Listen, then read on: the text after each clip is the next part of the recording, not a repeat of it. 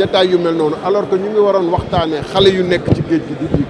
ñu ngi waroon waxtaanee université Dakar bi nga xam ne tey jàngut ñu ngi ko tëj ñu ngi waroon waxtaanee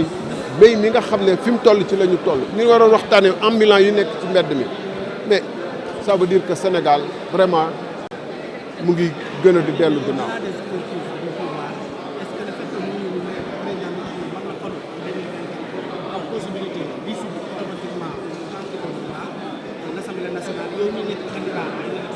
waaye yooyu ay nax la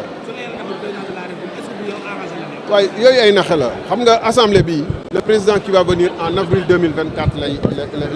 lañ koy installé lu mu gaaw mënul installé en avril 2024 lañ koy installé lu mu gaaw mënul organiser élection législative bala septembre octobre te septembre mun na dissoudre assemblée nationale bi bu ko neexee donc xam nga naxaate yi dafa bëri ci réew mi te jàpp naa ni tamit ñu war a gën a leeral mbir mi dañuy taxaw di seetaan parce que amul fenn au monde fi ñu may benn président de la république saa yu ko neexee mu dissoudre assemblée nationale ci coobare boppam te amul limite amul tamit raison dissolution fu ñu ko def contrepartie la ci pouvoir bi assemblée nationale am def motion de censure contre non pas le gouvernement seulement mais celui qui décide de la politique de la nation parce que s'ils sont pas d'accord avec la façon dont la politique est menée il demande à celui qui définit de se démettre bu dee États-Unis dañ koy tuddee impeachment bu dee France wala feneen ñu tuddee ko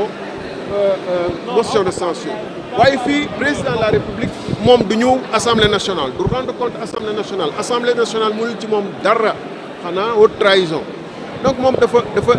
assemblée mënul ci moom dara ba pare moom mu am sañ-sañu dissoudre assemblée nationale donc ana équilibre des pouvoirs bu ñu doon wax ana yemale bi nga xam ne dañu jox gëdd assemblée nationale pour mu saytul askan wi ak càmbaral askan wi li président de la république def parce que bu ñu fàtte ni fii exécutif bi du premier ministre moo ko dirigé exécutif bi président de la république moo ko décidé moo ko dirigé moom mooy définir politique de la nation moom mooy nommé à tous les emplois civils et militaires moom mooy def et cetera moom mooy def politique étrangère moom mooy yore force de défense et de sécurité yi donc moom mooy vrai exécutif bi te parlement c'est pour contrôler l'exécutif et yamale doole exécutif bi bu ëppalee bu ne ko ëppal nga waaye fii président de la république parlement mënul ci moom dara premier ministre rek la mën a def motion de censure et encore benn yoon par session te président moom saa yu ko neexee bu xëyee mu ngelaw sax mun naa dissoudre parlement bi pour que ngelaw mi arrêté wala coow réew mi arrêté loolu mënuñu ko c'est amul fenn fu mu amoo moon qu'on soit sérieux et débat bi waru woon am fi nga xam ne la fa président de la république nee na renoncé na à la troisième candidature moom mu ngi seet ci kanam ñun tamit dañu waroon nekk ci débattre ay programme ñu delloo ci nag ay débat yi nga xam ne depuis 2000 ay révision constitution te suñu constitution bi comme un torchon loolu c'est pas normal. En français vous faites la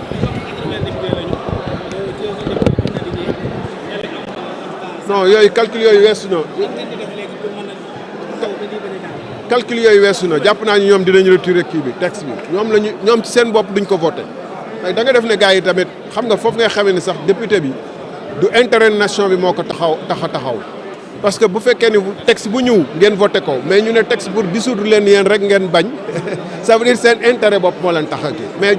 ñoom ci seen wàllu bopp xam nañu bu ñëwee député Benno Bokk Yaakaar yi dina am ñu ko dul voté waaye waa Wallu ak Yewwi moom duñ ko voté ba ilaa yawmi diin c'est Pape.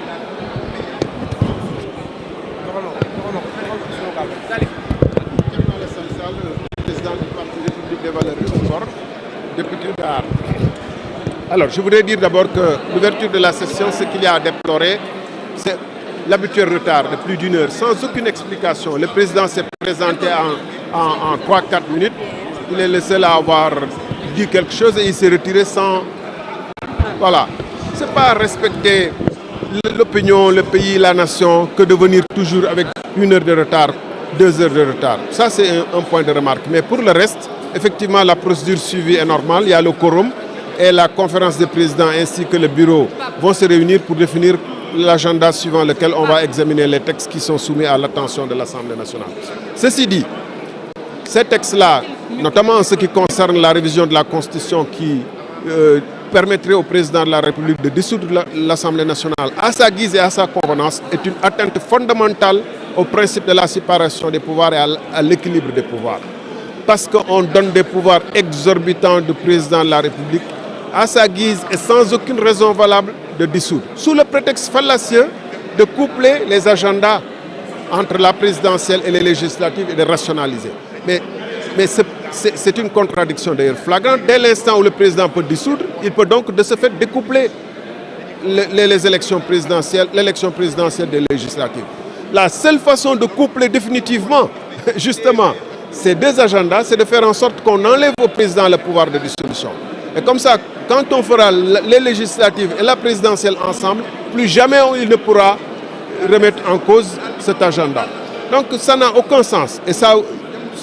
cet argument qu'ils utilisent trahit leur mépris vis-à-vis de l'opinion. D'ailleurs,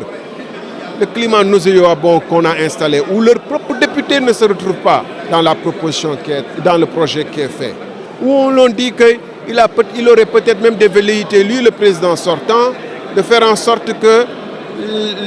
qu'il dissolve l'Assemblée nationale, qu'il dissoute l'Assemblée nationale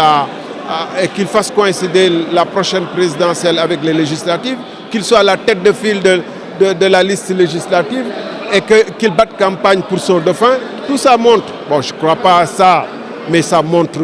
combien les débats sont devenus très bas dans ce pays-là. Au moment où on devrait parler des jeunes qui sont en train de mourir en mer, au moment où on devrait parler du chômage immense des jeunes, au moment où on devrait parler de l'université de Dakar qui est pour ainsi dire renvoyée en vacances ad aeternam vitam. C'est des questions prégnantes qui nous occupent et on devrait pour une fois discuter de débat, de programme. Je vous remercie.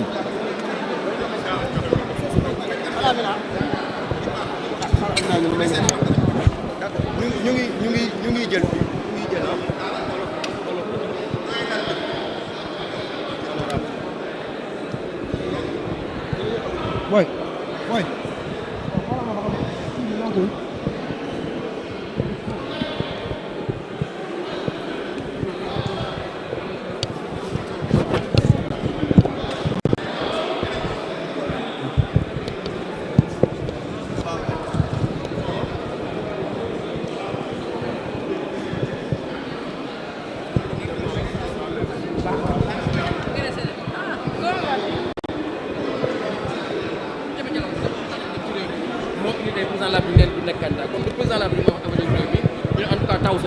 On est opposé à ce texte-là. Nous voter contre quoi qu'il y a ak lu mu mënti doon ak lu ñu mën coûter daañu voter contre le texte. léegi yeneen projet de loi yu ñu bëgg président bëggoon a introduire. Oh mais yooyu incha allah dina jàll parce que yooyu si dialogue bi la jógee parrainage bi ñuy wax ñëpp d'accord nañ ci parquet financier bi génn ñëpp ñoo doon critiquer CREI bi tey bu ñu amee parquet financier nekk na lu am solo évolution la war nañ ko waxtaanee réforme code électoral bi nekk na lu am solo pour suñu démocratie dañ ciy waxtaan et je pense que yëpp ay avancées démocratiques